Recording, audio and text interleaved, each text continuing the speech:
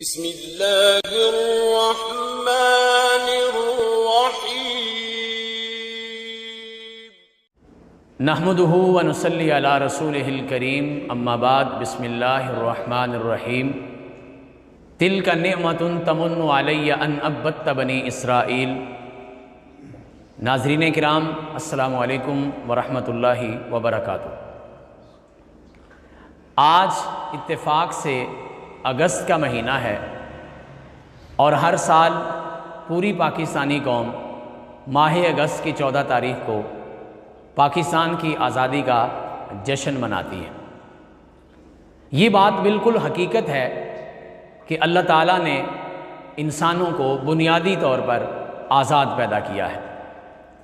جب حضرت عمر بن عاص رضی اللہ تعالیٰ عنہ کے بیٹے نے کسی غریب آدمی کو تھپڑ مارا تھا اور حضرت عمر کی عدالت میں فیصلہ گیا تھا اور انہوں نے کہا تھا کہ اس کے بدلے کے لیے تیار ہو جاؤ، اس موقع پر آپ نے عمر بن عاص رضی اللہ تعالیٰ عنہ ان کے بیٹے کو مخاطب ہو کے ارشاد فرمایا تھا کہ ان لوگوں کو تو ان کی ماؤں نے آزاد جنم دیا ہے، تم کون ہوتے ان کو غلام بنانے والے۔ اسی طرح سے مسلمانوں کے نمائندگان جب ایران میں پہنچے تھے اور وہاں پہ ایرانی نمائندے جو اس دور میں رستم نام سے تھا، اس نے مسلمانوں سے پوچھا تھا کہ آپ یہاں کیا کرنے کے لیے آئے ہیں؟ یہ جہاد، یہ دین، یہ پیغام، یہ کیا ہے سارے کا سارا؟ تو انہوں نے ایک جملے میں ساری حقیقت بیان کر دی تھی کہ انا ارسلنا لنخرج العباد من عبادت العباد الی عبادت اللہ۔ ہم آئے نہیں ہیں، ہمیں بھیجا گیا ہے، یعنی یہ کوئی ہماری من گھڑت اپنی کہانیاں یا ہمارا کوئی اپنا ذاتی ویژن نہیں ہے، بلکہ یہ اللہ اور اس کے رسول کا پیغام ہے اور یہ خدائی حکم ہے جو ہم آپ تک لے کے آئے ہیں۔ لیکن وہ ہے کیا؟ وہ یہ ہے کہ ہم لوگوں کو بندوں کی بندگی سے نکال کر ایک اللہ کی بندگی میں دینے کے لیے آئے ہیں۔ اور یہی وہ بات ہے، اگر ہم تھوڑا پیچھے جا کے دیکھیں، جو حضرت یوسف علیہ السلام نے اپنے جیل کے دوستوں سے کہی تھی کہ یا صاحبہ یہ سجن ارباب متفرقون خیر ام اللہ الواحد القہار۔ اے میرے جیل کے دوستوں، مجھے یہ بتاؤ تو صحیح، در در کی ٹھوکریں بہتر ہیں یا ایک ہی جگہ پہ جھکنا بہتر ہے؟ دین اسلام کو اگر ہم پڑھتے ہیں تو یہ سارے کا سارا پیغام آزادی کا پیغام ہے۔ آپ دیکھیے تو صحیح کہ اسلام چاہتا کیا ہے؟ توحید دنیا کے اندر آزادی کا سب سے بڑا نعرہ ہے۔ توحید کا معنی یہ ہے کہ لوگوں کو لوگوں کی غلامی سے آزاد کیا جائے، معبودان باطلہ سے جان چھڑائی جائے، لوگوں کے سامنے جھکنے سے بچایا جائے، کوئی مخلوقات کے سامنے جھکنے سے بچایا جائے اور ایک اللہ کی غلامی کے اندر ان کو لایا جائے۔ لیکن ایک بات سمجھنا بہت ضروری ہے کہ یہ آزادی جو ہے یہ مادر پدر آزادی نہیں ہے کہ آزادی ہونے کا مطلب یہ ہے کہ جو من میں آئے کرو۔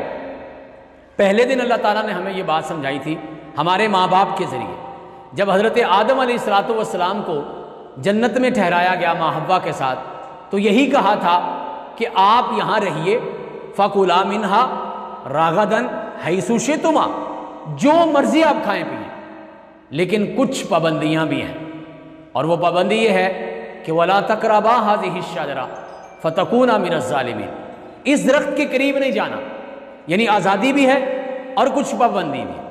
یہ اصل اسلام کی آزادی کا ویژن تھا جو پہلے دن سے دیا گیا تھا، اور یہی وہ بات ہے جو حضرت علی المرتضیٰ رضی اللہ تعالیٰ عنہ نے کسی سوال کرنے والے کو سمجھائی تھی۔ پوچھا کہ انسان کتنا آزاد ہے؟ کہا آپ اپنی ایک ٹانگ اوپر کر لیجئے۔ انہوں نے زمین سے اٹھا لی، فرمانے لگے کہ دوسری بھی اٹھا لیں۔ وہ بندہ حیران ہو کے کہنے لگا کہ یہ تو ممکن نہیں ہے، ایسا کروں گا تو گر جاؤں گا۔ فرمایا یہی تو میں آپ کو بتانا چاہتا ہوں کہ کچھ کام کرنے میں آپ آزاد ہیں اور کچھ کام کرنے میں آپ آزاد نہیں ہیں۔ یہ جو پاکستان ہے، آپ اس کی آزادی منائیے، آپ اس کا جم جم جشن کیجئے، لیکن سوچئے تو یہ نا کہ جس کام کے لیے یہ لیا تھا وہ کام بھی ہو رہا ہے کہ نہیں ہو رہا۔ اور آخر میں یہ بات ضرور کہنا چاہوں گا، اگر پاکستان کا ہر شہری، ہر بسنے والا 7,96,096 مربع کلومیٹر پر اسلام نہیں نافذ کر سکتا تو کم از کم وہ اپنے پاکستان میں تو اسلام نافذ کرے نا۔ کہ ہماری جماعت کے بزرگ مولانا پروفیسر عبداللہ بہاولپوری رحمۃ اللہ علیہ بڑی خوبصورت بات کیا کرتے تھے کہ میرے پاکستان میں اسلام نافذ ہے، پوچھا گیا کہ آپ کا پاکستان کون سا ہے؟ کہا میرا پاکستان میرا 5 فٹ کا قد اور میرا 5 مرلے کا مکان ہے۔ ہم تمام پاکستانیوں کو یہ دعوت دیتے ہیں، آئیے سوچئے کیا ہم نے اپنے پاکستان میں اسلام نافذ کر دیا ہے؟ اور میں امید بھی رکھتا ہوں اور یقین بھی دلاتا ہوں، اگر ہم اپنے پاکستان میں اسلام نافذ کر لیں تو پورے پاکستان میں اسلام نافذ ہونے کا خواب بھی شرمندہ تعبیر ہو جائے گا۔ اللہ تعالی ہمیں اپنے حصے کی کوشش کی توفیق عطا فرمائے۔ اقول قولی ھذا استغفر اللہ لی ولکم ولسائر المسلمین وآخر دعوانا ان الحمد للہ رب العالمین۔